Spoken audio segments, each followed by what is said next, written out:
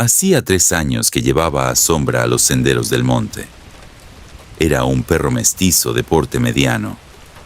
Tenía las orejas siempre alertas y ese instinto que solo tienen los perros que crecieron lejos de la ciudad.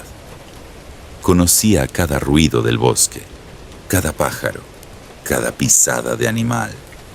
Nunca ladraba sin motivo. Por eso es tan difícil olvidar aquella noche. Habíamos acampado en un claro que encontré siguiendo un mapa viejo que alguien había dejado olvidado en una parada de camión. El lugar no aparecía en ninguna aplicación, no había señal. Era exactamente lo que buscaba. Silencio, monte cerrado, un cielo limpio, sin una sola luz artificial. Armé la carpa, encendí un fuego pequeño y me dormí con Sombra apretado contra mis piernas.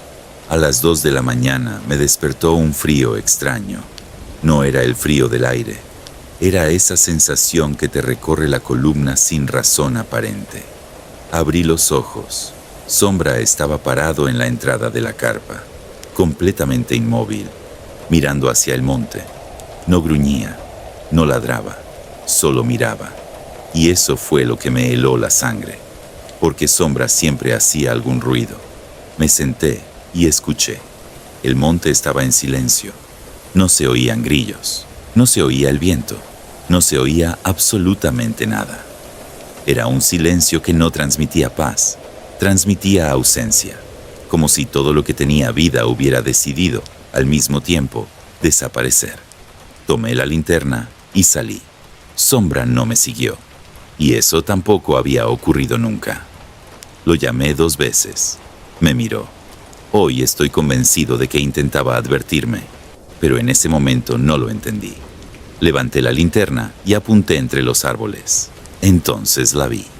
Había algo parado a unos 20 metros. Una silueta alta, demasiado delgada para ser un hombre, con los brazos ligeramente separados del cuerpo. No se movía. La linterna no alcanzaba para mostrar detalles, pero podía distinguir perfectamente su forma. Vertical, inmóvil, observándome. Me quedé paralizado. Tal vez fueron 30 segundos, tal vez menos, pero se sintieron eternos. Y entonces ocurrió. La figura se inclinó hacia adelante, muy despacio, como si estuviera observando algo en el suelo entre nosotros, sin hacer ruido, sin mostrar ninguna prisa. Mi corazón empezó a golpear con fuerza, y fue entonces cuando Sombra salió disparado de la carpa, ladrando con una ferocidad que jamás le había escuchado. Pero no corría hacia la figura, corría de costado, interponiéndose entre ella y yo, protegiéndome. La figura se incorporó nuevamente, y en apenas 3 pasos largos y silenciosos, desapareció entre los árboles. No dormí el resto de la noche. Apenas amaneció, levanté el campamento. Mientras doblaba la carpa, Sombra se acercó al borde del claro y comenzó a olfatear el suelo con insistencia. Lo seguí, y entonces las vi, en el barro húmedo, a poco más de 10 metros de donde yo había estado durmiendo. Había marcas. No eran huellas de animal, tampoco parecían humanas. Eran largas, estrechas, extrañas, sin una forma definida, como si algo hubiera permanecido parado allí durante horas, observando, esperando. Sombra las olfateó una sola vez, después se dio la vuelta y se alejó sin mirar atrás.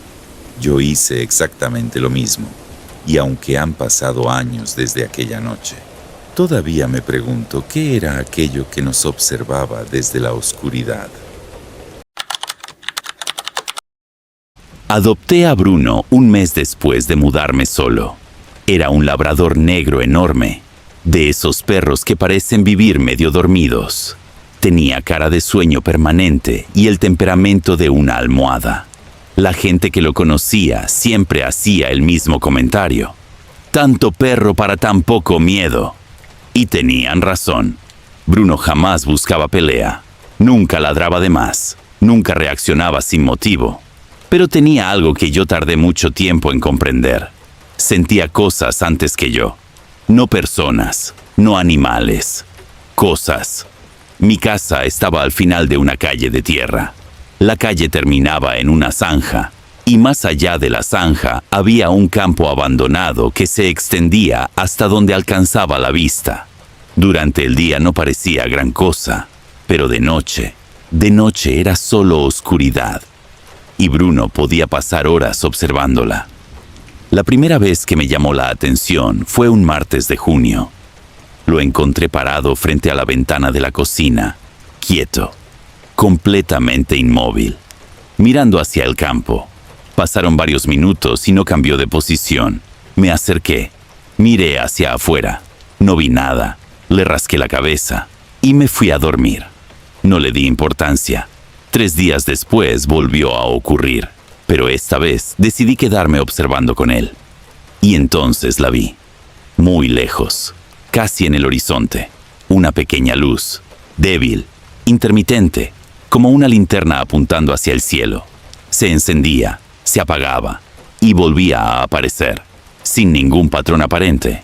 Bruno no ladró, no gruñó, ni siquiera se movió, solo observaba, como si ya supiera que estaba ahí. Al día siguiente llamé a mi vecino, don Reinaldo. Vivía unas casas más arriba y conocía la zona desde hacía décadas. Le pregunté si alguien solía caminar por ese campo durante la noche. Su respuesta me dejó incómodo. Me dijo que no, que ese terreno llevaba más de 12 años abandonado, desde que el dueño había muerto, y que nadie tenía motivos para estar allí. La semana siguiente la luz regresó, pero esta vez estaba más cerca, mucho más cerca. Bruno comenzó a caminar de un lado a otro de la cocina. Respiraba rápido, inquieto. Sin apartar la vista de la oscuridad, intenté llamar a la policía, pero la señal estaba fallando esa noche.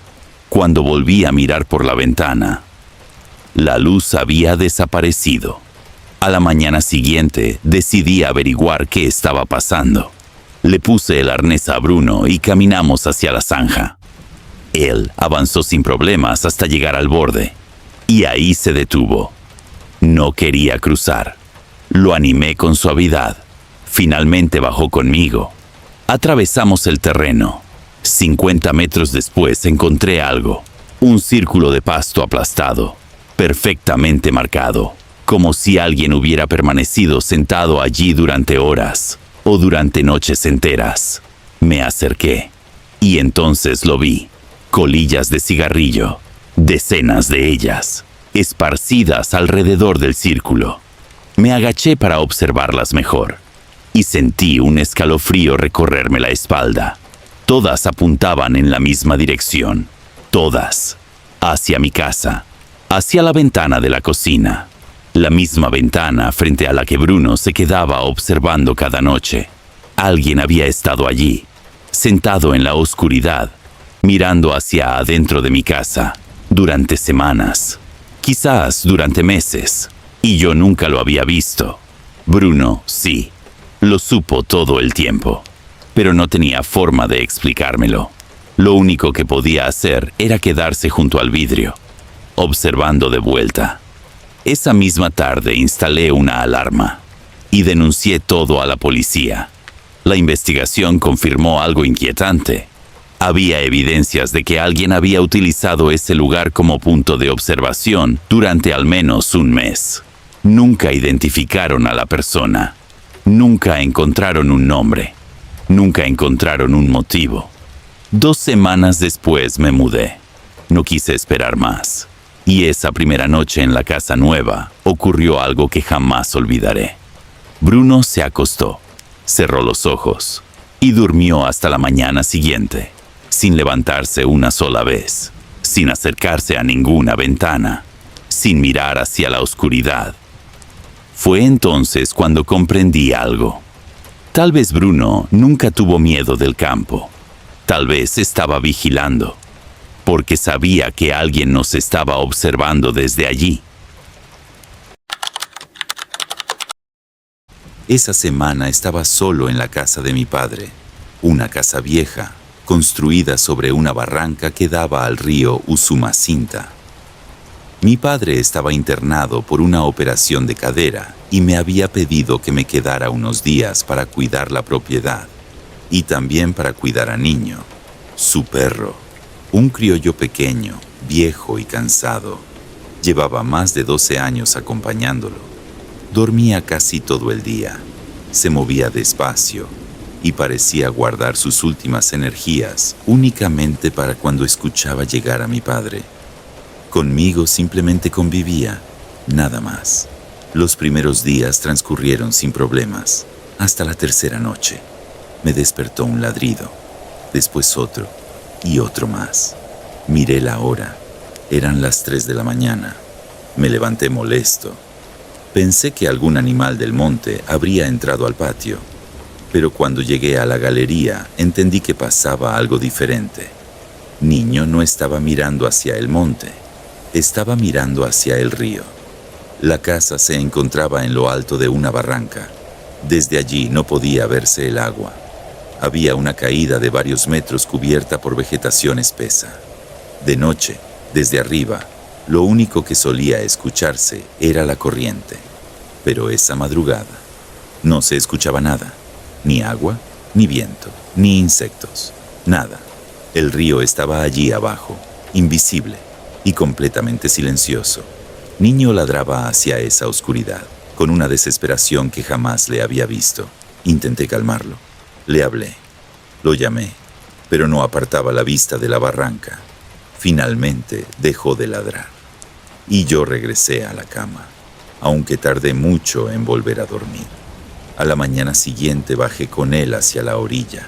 Había una escalera de madera que descendía por la barranca. La recorrimos juntos, o al menos eso intentamos, porque al llegar al último escalón, Niño se detuvo, por completo. No quería seguir. Se sentó y me miró, como si intentara decirme algo. Lo animé a bajar. Insistí, y terminó acercándose al agua. Bebió apenas 2 veces, después dio media vuelta y subió corriendo. Esa reacción me resultó extraña, pero todavía no imaginaba por qué.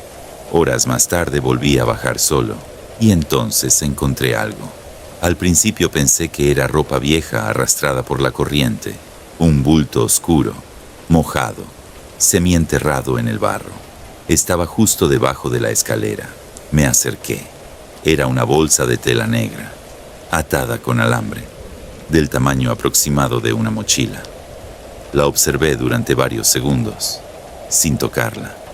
Había algo extraño en ella, algo difícil de explicar. No era su aspecto, era la sensación que producía, como si no debiera estar ahí, como si hubiera llegado desde algún lugar donde nadie querría buscar. La empujé suavemente con el pie y retrocedí de inmediato. No sabría decir por qué. Solo sentí que debía alejarme. Subí nuevamente a la casa y llamé a un vecino, un hombre que había pasado toda su vida pescando en el Usumacinta. Cuando llegó, observó la bolsa durante apenas unos segundos. Luego hizo algo que nunca le había visto hacer. Se persignó. Le pregunté qué ocurría y me dijo que no la tocara, que llamara a la policía. Nada más. Cuando insistí para que me explicara, bajó la voz. Me contó que durante los últimos meses habían aparecido objetos parecidos flotando río abajo. Bolsas, bultos, paquetes cerrados, y que algunas veces lo que encontraban dentro no era precisamente basura. Esa noche no pude dormir. Niño tampoco. Se acomodó junto a la puerta de mi habitación y permaneció allí durante horas, quieto, mirando hacia el pasillo, sin ladrar, sin moverse, sin cerrar los ojos, como si estuviera esperando algo o vigilando algo. A la mañana siguiente llegó la policía. Acordonaron la zona, tomaron fotografías, hicieron preguntas y finalmente se llevaron la bolsa. Nunca me dijeron qué había dentro, ni una palabra. Una semana después mi padre regresó a casa. Le conté todo. Escuchó en silencio, sin interrumpirme. Cuando terminé, miró a Niño y asintió lentamente, como si ya conociera la respuesta. Después dijo algo que todavía recuerdo. Él siempre supo cuando el Usumacinta traía algo malo. Me explicó que era la tercera vez en 12 años que veía al perro comportarse de esa manera. La tercera. Y en las 3 ocasiones había aparecido algo en la orilla. Algo que nadie quería encontrar. Nunca supe de quién era aquella bolsa, ni qué contenía exactamente. Pero sí entendí una cosa. Niño no estaba ladrando por miedo. No estaba asustado. Estaba intentando advertirme, porque mucho antes que cualquiera de nosotros, él ya sabía que algo había llegado desde la oscuridad del río.